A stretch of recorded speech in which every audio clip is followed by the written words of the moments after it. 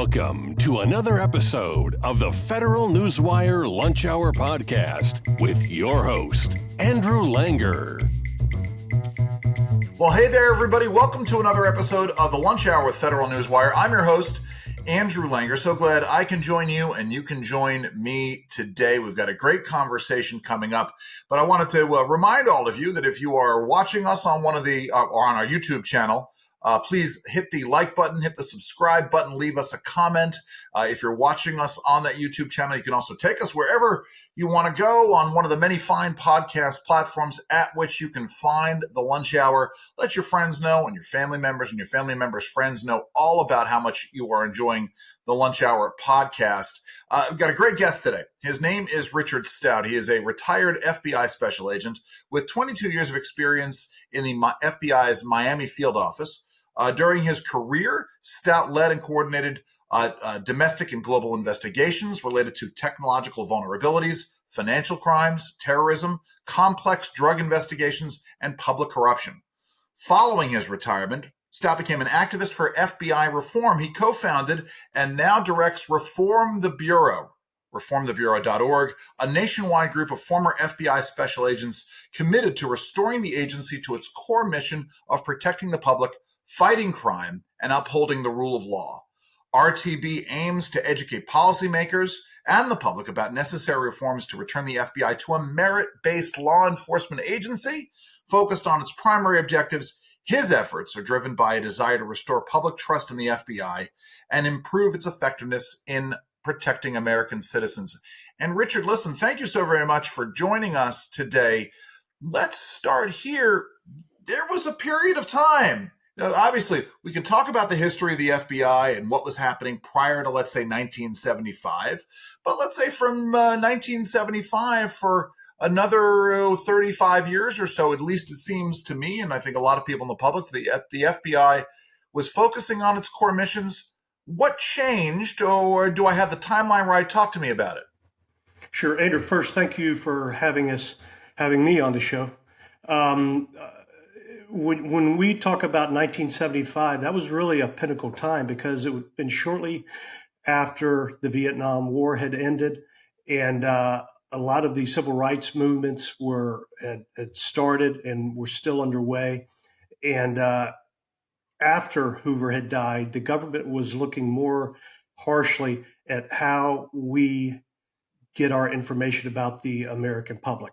Right. And from that, there were some changes that were made to provide for more requiring the FBI, for instance, just as its domestic agency, to be under certain legal requirements as far as getting the information. So gone were the black bag operations where agents could sneak into somebody's house or break into somebody's house. Gone were the instances where people like MLK were their phones were being tapped. So generally, what came out of that was more use of laws that have been put in place to protect the American people.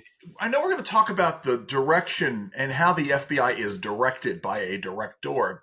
But clearly there's got to be some kind of a happy medium between, right? Part of the problem the FBI had historically was it was run by one man. That one man had his own agenda. We're talking about J. Edgar Hoover, and there, he had the great things that he did, and then he maybe had stayed in this role for too long, and so there might have been excesses there. There's got to be a happy medium between that and what we've seen down the road. Let's come back to this in a second. Let's talk about Reform the Bureau, and talk about that within the context of these things. Why was it formed? Tell us about that. It was an overwhelming frustration that I had, and it wasn't just me. It was along with agents who had retired, agents who were like-minded, like myself, who share the same ideas that the FBI was not acting in a non-political way that it should be acting. And let's face it, too. We're in a Cold War with the Chinese government. We're paying and we're funding the education of Chinese nationals to come here, and They learn in our best schools, and then they take that technology that they have learned, that we have paid for, and they take it back to the Chinese at no cost to them. We At have, at the same time, we're also allowing for essentially Chinese recruitment operations to have happen on these college campuses. I spent some time talking about this. We do at the Federal News where we have a China Desk podcast, and they spend a lot of time talking about this. But the Confucius Institutes that are on these college campuses that one would think at first blush, well, isn't this great? Where it gives kids the opportunity to learn about China, and then you peel back just what this organization does, and it's pretty scary stuff, isn't it? yeah. So, I mean, that's just one part of it, too. Yeah. If you look at the other parts, what's happening in our country, we have Central and South American gangs. They're in our streets. The fentanyl is wiping out a generation of kids. Our American sovereignty is clearly under attack.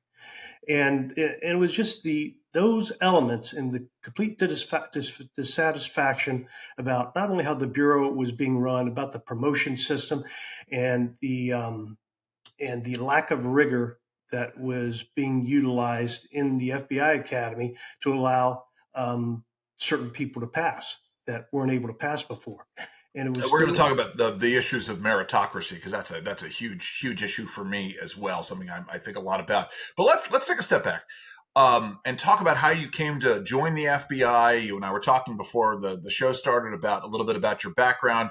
You've spent the entire career in law enforcement. Talk about sort of how you started and how you got involved in law enforcement at the state and local level, but then how you joined the Bureau. Sure, Andrew. When I was 19 years old, I didn't really have much of a guide as to what I wanted to do, but I thought it could be law enforcement. So what I ended up doing, this was back in the day, this was back in 1985, I think. I went down to the local sheriff's office, which was in a courthouse, walked through the doors without anybody stopping me. There was no guards at the gates. The doors weren't locked.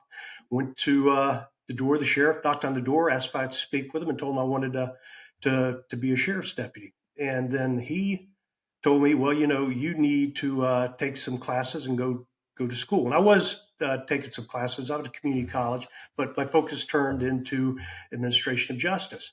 And I did that. So I became a reserve deputy, and I did that through college while taking my courses. And towards the end of college, I went to work in a jail. And at the same time, I'd also been applying to be a Virginia State Trooper. So around the 5-year mark of being a sheriff's deputy, starting as a reservist, later being a jailer, I got hired by the state police, and I worked Fredericksburg, Stafford was my first office, which coincidentally is right outside Quantico. Yes. I didn't know much about Quantico at the time, didn't know anything about the FBI. I just loved my job being a state trooper. I met my wife there. She was a dispatcher. And eventually, after a few months, I was transferred to Richmond as an agent with the state police. And then, I was doing a lot of Operation Pipeline work. I was doing a lot of work with drugs that were coming out of PG, Maryland, and money going to Maryland. So I was getting a real taste of how the drug trade was going on, at least in my state. Well, that gave me the background. So you think about this. When in the 90s, what was happening? There was a lot of cocaine that was happening, cocaine cowboys, if you recall. Going on in Florida. And Louis Freeh, then the director of the FBI, needed a lot of people with backgrounds in drug investigations. So I got picked up.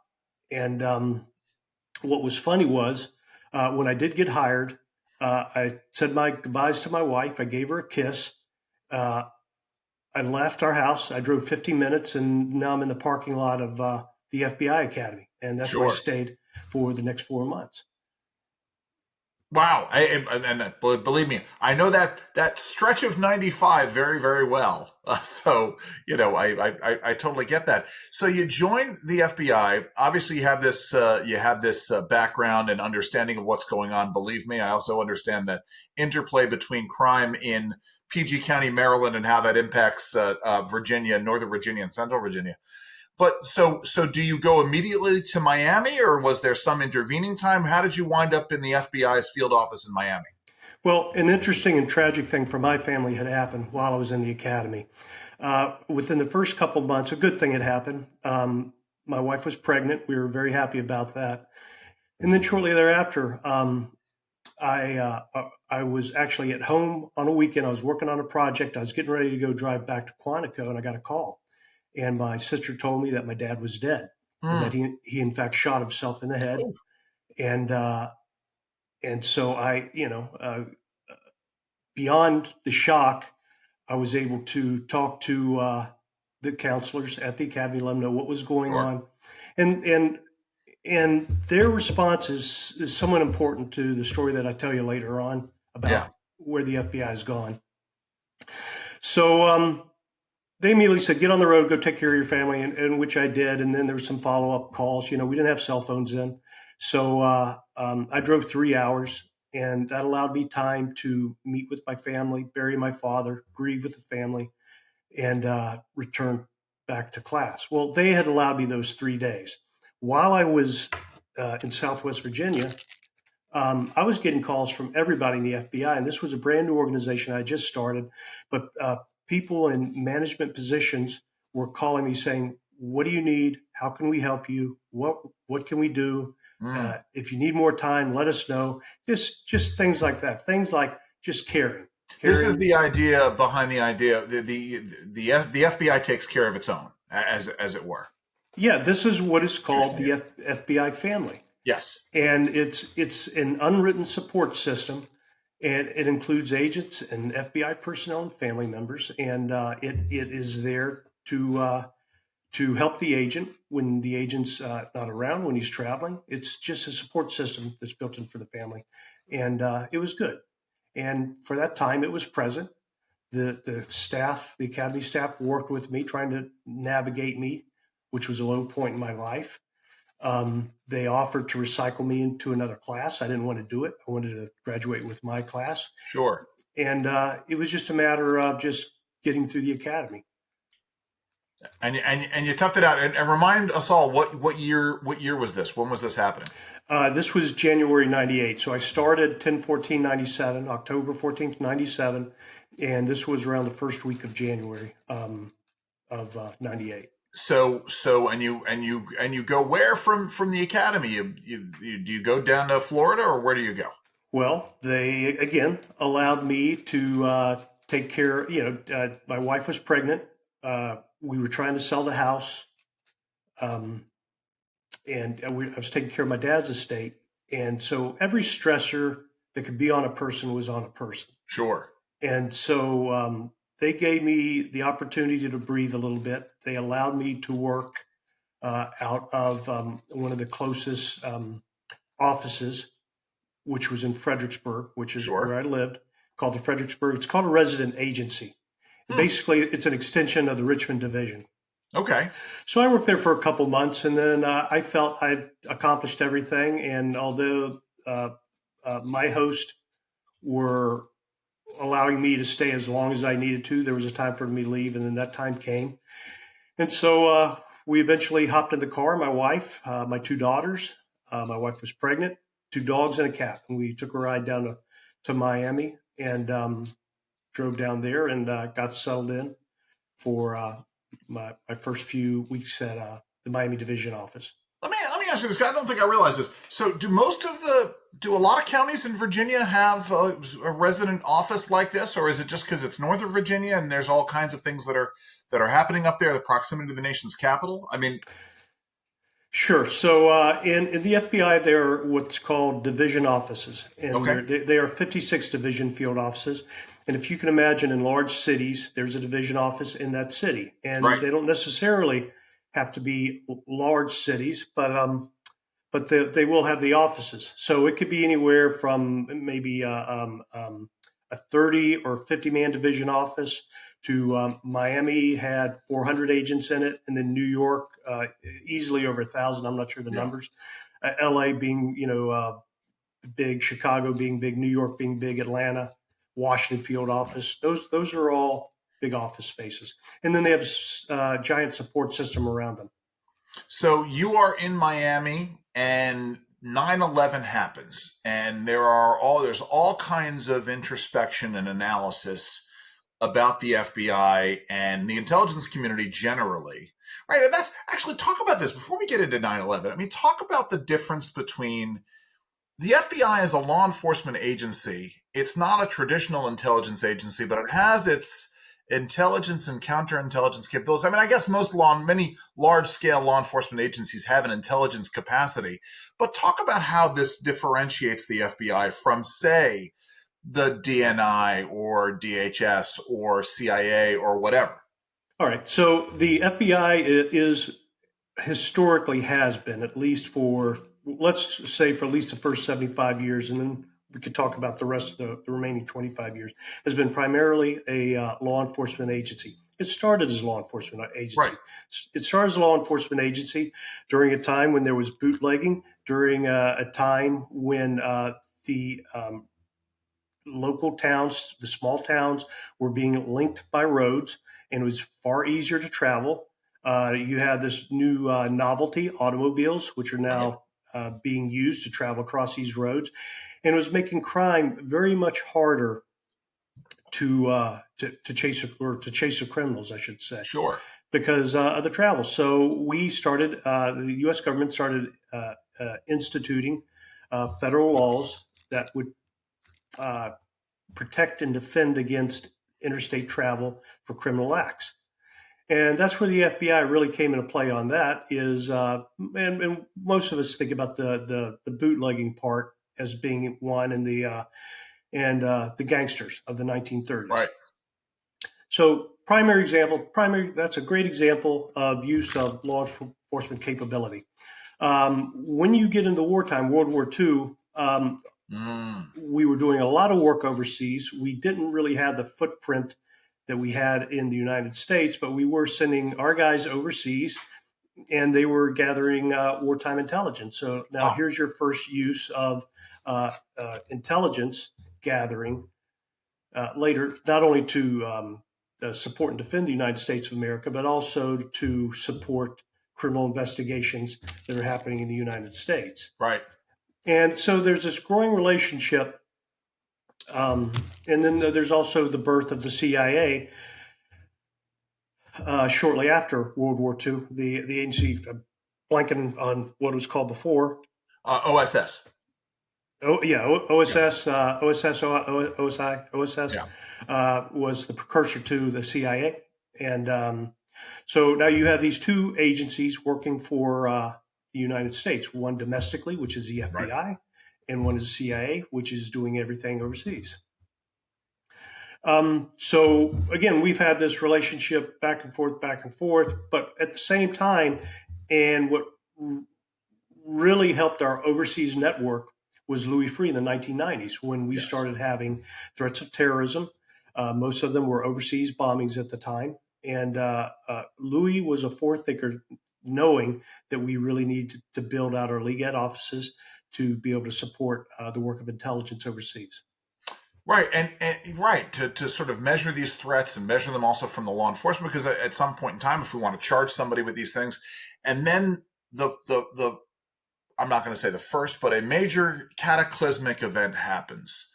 September 11th, 2001. You're in Miami. I was actually in D.C. I was a stone's throw away from the White House. Talk about how 9/11 changes things. For many reasons. Let me just back up a couple weeks before 9/11. Yeah. Now, it's no secret. Let me back up again. Bob Mueller was the director of the FBI, and he became the director after Director Freeh had left. Sure. It was no secret that Bob Mueller didn't like the culture of the FBI for whatever reason. It may have been because of elements that had happened at Ruby Ridge. It may have been because of elements that happened at Waco. It could have been a variety of things. I'm not sure exactly what it was. Now, he had a working relationship with him. He was working over DOJ. But understandably, we know it now. We knew it then that he didn't like the culture of the FBI. Yeah. And coincidentally, he became the director 1 week prior to 9/11. Wow. So Clinton had picked Freeh as his new director. Freeh did not really return in kind with helping Clinton. In fact, he was working a lot on the Monica Lewinsky thing. Sure. Investigation, and that was seen by Clinton as being disloyal. And it was after 7 years, Freeh had stepped down. Mueller had come aboard. After the attack, Mueller went to Camp David to meet with George W. Bush and his rest of his team, and Mueller basically was criticized about the strategy that he had laid out for the president. While at the same time, the president was very impressed with Tenet's strategy. And there's something to be said that Tenet looked over at Mueller and said, "See, that's how you're supposed to do it." So he embarrassed Mueller. Yeah. I personally believe that was a moment that Mueller planned on deconstructing a century-old working organization and turning it into an intelligence-based organization. He wanted to beef it up. He wanted to beef up our intelligence so another event didn't happen like this again. And, it may not have been purely altruistic. It may have just been that he felt the need that our intelligence wasn't working in this new century, in this new type of warfare. So in any event, FBI headquarters started to grow. And the problem with the growth is being able to fill it out. Right. And agents normally do not gravitate towards headquarters. Sure. So this goes on for a little bit. Finds he's not really filled. Let's pick on that for a second, because that's an important distinction to make, because it's in the military, right? There are officers and enlisted personnel who gravitate towards someplace like the Pentagon, but for the most part, most folks, they don't want to be in Washington. They don't want to be at the Pentagon. They want to be out, in the field, being deployed to units, doing the work that they are supposed to be doing. So it's the same thing. I mean, maybe I'm extrapolating here, but it sounds like it's roughly the same thing. If you are an agent with the FBI, you want to be out there engaging in the FBI's business, not back in Washington, D.C., counting paper clips or whatever. Not to denigrate that, but at least, am I reading that properly? It was, at least it was then. It was when I was an agent. When I came as an agent to the Miami field offices, and this is the same in all of the field offices, you look to the senior case agent as he was God. He was the man or woman that you most respected in the office, and you would follow him. You would learn from him. You would, and at least in my case, I'll give you specific examples of what I was doing. I was working on a Colombian drug squad. Yeah. And transnational drugs, use of telephones, use of secret phone, cell phones, use of pagers, use of pay phones. We used a bunch of different techniques. We used surveillance, we used sources, we used any sort of intelligence that we can gather. And ultimately, we would work our way towards bugging the phone. And in the FBI, that's called a Title III. Yeah. And if you are applying for a Title III, there are many steps that you have to take, starting with the evidence that you've gathered, and you meticulously gather evidence. You take that to a U.S. attorney, and there's just a number of steps until it goes all the way up to headquarters. Well, why do you do that? That's considered the most invasive thing that you can do as part of a criminal investigation. That is really the government interfering in someone's business. And if you're going to do that, you need to make sure everything's great, everything's legal, everything's by the book. Because if you don't, you lose the trust of the American people, and you lose the ability to use that technique. Now, we've had great successes over the years, particularly with the mafia. We brought down the mafia with the use of Title IIIs, and we use Title IIIs for a lot of terrorism type cases. But my point too is that this was a time when your word meant everything, and it was important for you to know who to look up to in the FBI, to who to take leadership from, and then you would get the positive feedback when you would have your super or an ASAC or an SAC just come walk around the office and ask, "Hey, what's going on with your cases? Anything I can help you with? How was the game the other day?" Just these guys just walking through, showing you that they're engaged in what you're doing and that they care about what you're doing. So that was the time that the 3 years that I was there before 9/11, that's how it was then. And that was part of the FBI culture. So 9/11 rolls around. Director Mueller wants to centralize headquarters. At this point, all 56 field offices had mostly been decentralized. Now he wants to centralize everything, all orders coming down through headquarters. Doesn't have the manpower that he needs to billet those jobs. So what he ends up doing is doing a couple things. He offers what's called 18-month TDYs. And so he invites agents to come up there, work 18 months, come from your office. Doesn't really matter how much time you have in the bureau. And you will automatically make 14 pay. So when a new agent comes in, he'll start as a 10 in the academy, graduate as 11, and between, I think, 3 years, 4 years, 5 years, slowly moves up from an 11 to a 13. Yeah. He's calling that off and just saying, if you come on in, you're going to automatically make 14 for the rest of your career. Well, that was very attractive for a lot of people. Hey, and by the way, if you come on up there, you can rent your house out and you can live up here. And so a lot of people were double dipping, making money. So there was a monetary draw and and the ability and a promotional draw to go to headquarters. And a lot of the work, I can't speak to a lot of the work, but I wasn't up there. But a lot of people had told me over the years that they really don't understand what their responsibilities were. The joke was they went up there to run a fax machine for 18 months. Maybe they went up there and took directions from intelligence analysts as to what to do because they weren't sure. So that was one prong. The other prong was a 5-year up and out. So once you become a supervisor, in Mueller's head, if you did not continue to climb that ladder of success and go to a higher ladder, and 5 years have passed and you hadn't moved up, then you were going to go back down to agent level, and you just become an agent again.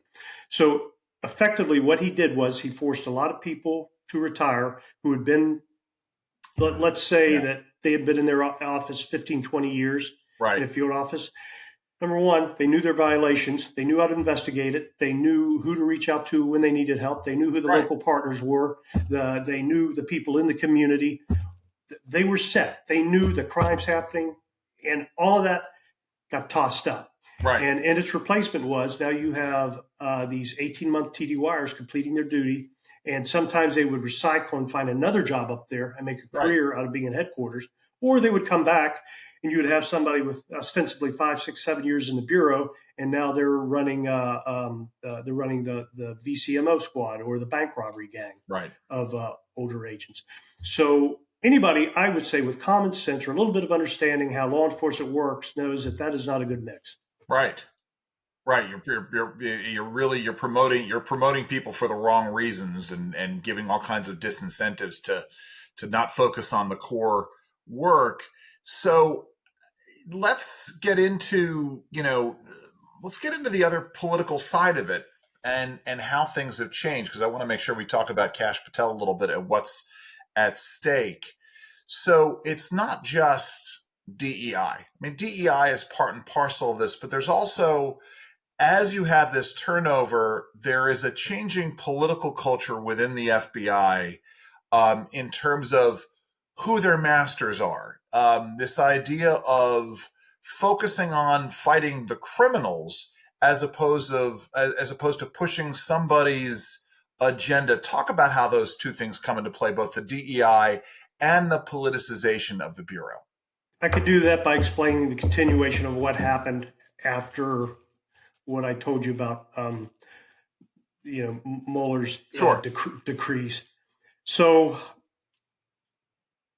we had talked about Hoover earlier, and because of Hoover, they had switched to 10-year terms. Well, Mueller stuck around for not only 10 years, but Obama added another year or so because, and arguably so, that he didn't want the CIA director and the FBI director to leave at the second time or at the same time. So Mueller was extended. So these policies that the agents were complaining about and which he was ignoring weren't being fixed. So you've had this stew that's been cooking, And you have these new and experienced agents who learn how to climb the ladder by not really having to do much in the street. And once you start making mid-level manager and higher, as long as you keep your nose clean and don't create problems when you go back out into the field to manage, then things are going to be okay for you. It may be not okay for all of us, but it'll be okay for them.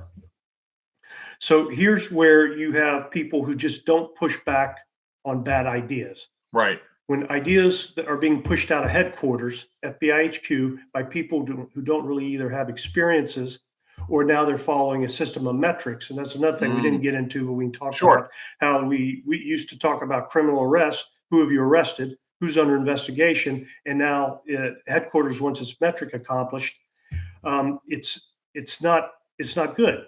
And, the use of metrics, I may go out and make 20 arrests of something completely non-substantial.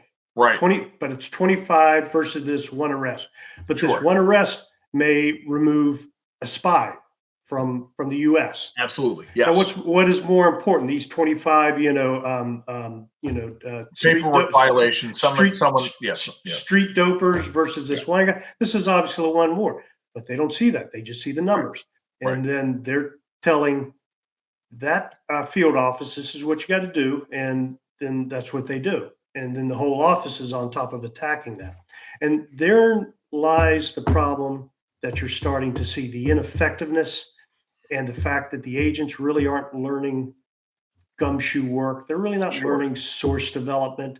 They're learning to sit at the table, to work what's called virtual academy, where they take these tests to learn how to certify themselves to be better at something. Depends on what it is. Sure. But what it is just allowing headquarters to say, we trained that person, and if he violates it, it's because, it's not because of us, because we gave him the training. So that's where it is. It's the headspace is for avoiding liability for just a virtual training. But the point is this: is that the agents are inside. They're chained to their desk. There's really there's nothing that would suggest that they should have to go back out in the field, unless if I had it my way, I would kick them all out, go out and learn your community, stay outside. If you want to come in and you do your paperwork, you guys have your meetings about how you're going to take down the next group of people you're investigating, and then you get back out. And that's how it should work. But let's talk about this, because let's talk about this testing. How much of this testing is related to the technical aspects of working for the Bureau, and how much of this is sort of the parroting back political ideology back to people? And with that in mind, how does that impact how people get selected for other work? Because here's sort of where I'm going with this, because I suspect that in corporate America, for instance, there are all kinds of DEI related tests that people have to fill out. And you're required to pass this. You're essentially required to parrot back political ideology. How much of that plays into the issue of promotion, as opposed to actually doing the good, solid work of arresting people? The issue of meritocracy. How is merit being determined in the FBI now? None of those tests have anything to do with promotion. That has absolutely nothing to do with promotion. As a matter of fact, I used to get so frustrated taking the test. And the test could be anywhere from 3 to 5 a month. And if you're constantly called in once a week to take a test, and that's the thing, I wouldn't get calls about, hey, where are you? Or where are you, in the sense of, do you need help? Or how did it go? Or how the meeting go, or something like that. It's, hey, where are you? Because I need you to come in and take a test. The deadline is Friday.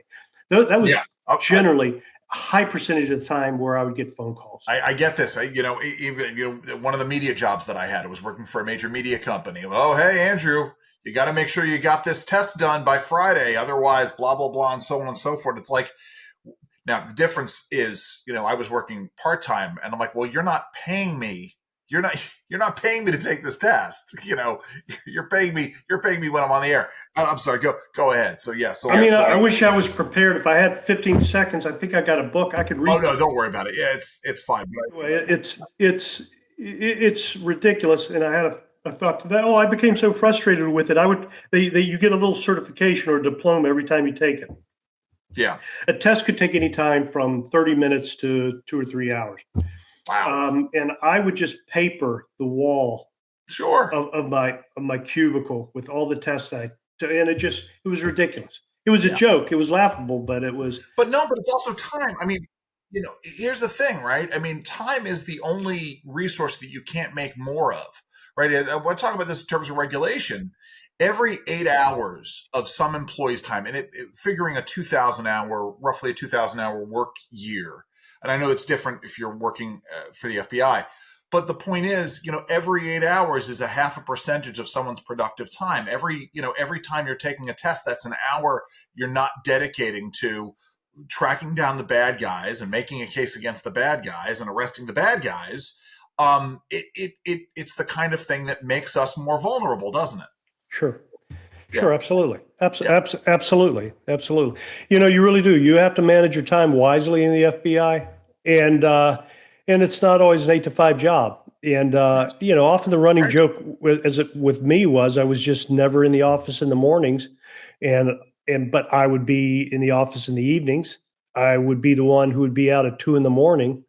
Or 4 a.m. So, the FBI is not an 8 to 5 job, but unfortunately, there's a lot of people who are in supervisory management positions who treat it that way. Right. And sometimes a standing order is if you're not there by 8:15 or 8:20, you're stealing time from the Bureau. All right. So let's circle it back here because so we talked about J. Edgar Hoover and the loss of confidence in the public in the FBI in the wake of the scandals of the late 1960s into the early 1970s. We have this period of time where the FBI is focused on doing the good work of defending the American people. And then in 2015, and obviously we could talk about everything that sort of led up to this. 2015, Donald Trump rides down the escalator, at Trump Tower, announces he's running for president, and announces that he has concerns with the way that the intelligence community is being run. And the intelligence community didn't like this. So let's talk about, and we're now sort of understanding why. And so we're now at a point where the public, let me make this really clear. Certain portions of the public have the same reaction to the FBI now that the American public rightly did in the middle 1970s. What happened? How did we get so off the rails? How did the public lose confidence in the FBI during the Trump era? I know it's a lot there. Well, I have an answer. The two that cross my mind are the two that we all talk about. Yeah. And it's the thing that started with McCabe and Strzok. Yeah. And just what the FBI's response was in circling the wagons on that and trying to play it down as this wasn't a big deal and this is all Trump's, this is another big fish story from Trump. But, when you find out about it, I mean, this essentially is what happened is Comey made a very poor decision to run a political investigation from the 7th floor of headquarters, something that is never done. Right. Those investigations are run in the field offices, and they're run for a specific reason. They're run so they run through levels of checks and balances. An agent may start it, but it's got to go through a check, and then that's balanced. It's pushed back. It's changed. It's voted on. Should we do this? Do we have the approval to go do this? And it slowly moves its way up to headquarters. That's the idea. But when you take all those checks and balances and run it from a table in the 7th floor by people who are in an echo chamber, and then you have a couple people who have clearly showed their the political bias for Donald Trump, and stupidly they share this information on a government phone because I guess they didn't want their personal phones to be found by their spouses. But and also that those phones, the FBI pretty much recovers everything from telephones, but strangely enough, we couldn't recover any of those texts from those government phones until they went to outside agencies. Yes. But in any event, my point is this, is that what we were talking about, the seeds that were laid by Director Mueller, with the 5-year up and out, the 18-month TDYs, we're going to do everything from headquarters now. Those were the seeds back in 2004. Sure. And the fruit that you saw was from 2016 with Crossfire Hurricane. And that took 10 to 12 years for that to grow into fruition. And now we could name examples of instances where now you're seeing that kind of incompetence in some of the field offices. And it's based on people who really don't know how to lead and don't know how to react to things appropriately and don't know how to make the right decision. If you don't have the opportunity to build a gut instinct, you're going to miss things. You're going to miss signals in your community. You're going to miss, warnings that happen in a community that allow someone to go and shoot up a school or commit a terrorist act or whatever. All of those things go away, and then they're replaced by the political thing. I'll tell you the one thing, and I know he wasn't part of the Bureau, but Bruce Orr, who was a senior Justice Department official, his wife, Nellie Orr, former CIA case officer. One question that's never been answered, I know you don't have an answer to this, I'm just going to say it out there, is no one has ever explained to me why Nellie Orr got a ham radio operator's license just a few months before Operation Crossfire Hurricane happened. I mean, I can make assumptions to this. But again, in an era in which we had an FBI that flags down clues, this is one of those things that I would think that we would want to flag down. Because we're running short on time here, let's talk about reforming the FBI. Let's talk about Kash Patel as a potential FBI director. Your thoughts here, what he needs to do, what he should do, et cetera, et cetera. Well, I think the next director that comes in, and it's likely going to be Patel. And what I do like about Patel is, and I know that there's other things that have circulated around that a lot of people don't like what he has said, but what I do believe that he is capable of doing is doing the work that the previous 3 directors had the bite of the apple to do, and they all failed to do it. They didn't want to do it. I believe this guy will do it. But, as far as priorities, what should we do in the FBI? AI should be the biggest priority. We need to have a comprehensive AI strategy. We need to use it to advance our capabilities in investigations. We need to be able to combat cyber threats. And we need to use streamlined case management. I mean, our adversaries are doing it, and we need to be doing it too. We need to be more worried about that as our number one priority. Our second priority is what I said earlier. The headquarters is overbloated. We need to purge and realign headquarters. 70% of those people are probably in positions where they are really not doing anything. They're ineffective. And we need the help to strengthen the office space, move the offices. So we need to remove executives involved in politicized actions and those who really aren't being productive, maybe at no fault of their own, and just put them into areas that need help. So, what you're telling me is we don't need to move the FBI outside of DC, and I have a very parochial and personal interest in making sure that the FBI stays at its headquarters downtown, because I like to be able to park around the FBI headquarters downtown and not worry about my car being broken into. Again, that's just me, and it's kind of a joke.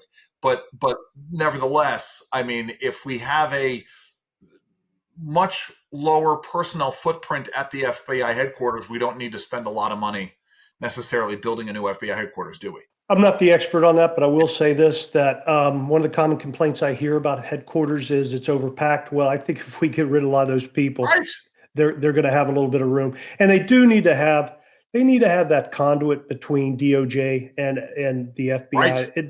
That is very important. And if we move it to another state, somewhere else, we lose a little bit of efficiency in that. The efficiency exists. We just aren't using it. And oversight. I mean, the infrastructure in the FBI exists. We don't need to tear down the FBI. We don't need to get rid of the FBI. The infrastructure is there. There are 99% of the people there who are good people. They're honest people. They try to do the right thing. They're taking an incredible beating right now. They just need help. They need somebody to back them and somebody to give them a little bit of positive direction in the right way. Well, but there's also reforming internal policies. There's prioritizing our resources, restructuring the leadership. I could go on as long as you want to talk. No, focus on the core mission. I mean, that's the thing. Not getting things bogged down with the test. Promote people who do their jobs well. I mean, it really isn't rocket science here. What it means is getting away from political science, isn't it? Yeah, absolutely. I think lastly, the internal, we need to have some sort of internal oversight, the civilian internal oversight, an advisory board, and have them made up of former FBI personnel. I love it. Richard, how do folks find out more about the good work you guys are doing at Reform the Bureau? Reformthebureau.org. I need agents and FBI personnel to join. I'm trying to work out a way to bring on people who are outside of the agencies because I'm getting more support from them, but it's a small operation. Forgive me if I haven't gotten back with you because I'm just overwhelmed with the emails and the praises and everything.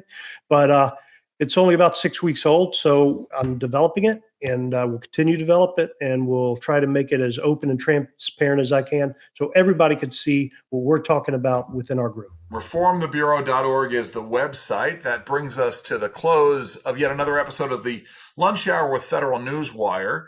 As always, if you are listening to us on one of the many fine podcast platforms that are out there, go and check us out on our YouTube channel. If you're watching us on YouTube, you can also listen to us on those podcast platforms. Hit the subscribe button, leave a like, leave a comment, and let your friends and family members know all how much you're enjoying the Lunch Hour with Federal Newswire. My guest has been Richard Stout. I'm Andrew Langer. Enjoy the rest of your lunch. This has been the Federal Newswire Lunch Hour Podcast, hosted by Andrew Langer. Check out the Federal Newswire's family of websites, as well as their social media stream.